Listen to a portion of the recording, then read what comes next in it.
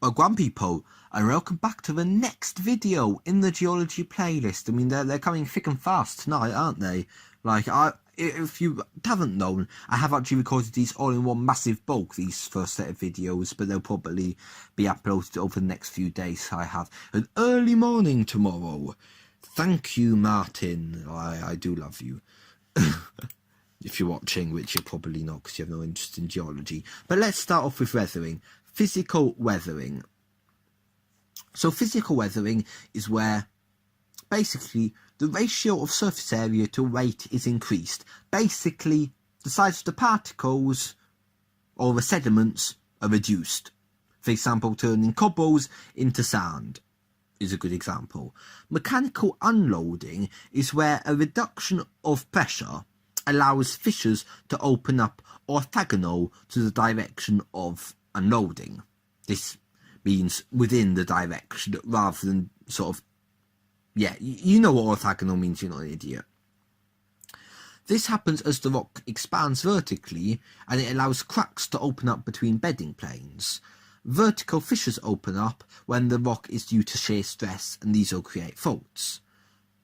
Mechanical loading is where rocks are impacted by rain, sand, dust, or rocks or boulders, basically where something hits a rock, causes it to break up in half, and makes it smaller. This is very effective when a rock structure has also been weathered due to chemical weathering. Freezing occurs where it is cold. Minerals get bigger, smaller. This weakens them, and it can massively reduce the strength of the rocks. This is very prevalent in a British winter where temperatures go from below freezing to freezing very regularly. And if you combine this with, for example, mechanical loading, you get a weak rock. Wetting drying is where clay minerals are wetted, dried, often due to evaporation, such as on riverbeds or the similar. And this can cause, once again, weathering. Moving on to chemical weathering. Solution is where simply a rock such as salt or gypsum comes into contact with water and is dissolved. This is what happens in the oceans and why the oceans are salty. Carbonation relies on the slight acidity of water due to the dissolved carbon dioxide. If you've learnt about acid rain in the atmosphere, which is going to kill us all apparently, that's not good. And this will dissolve weaker calcium-based sedimentary rocks such as chalk and limestone, and chalk is an example of limestone.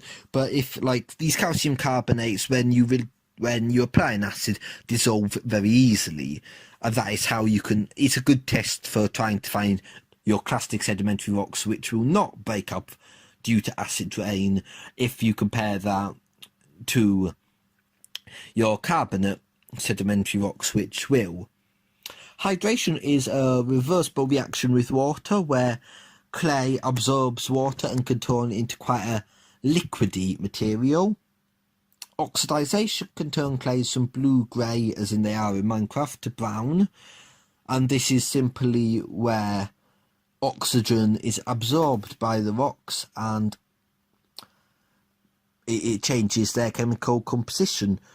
Shale is a example of a rock which can weather due to oxidization.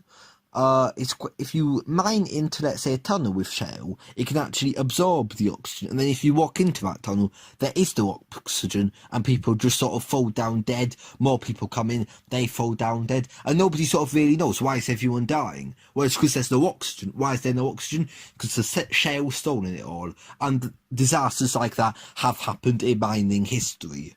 Luckily, in the modern era, we're all sort of aware of that, and we have oxygen meters and we can tell if there is a lack of oxygen.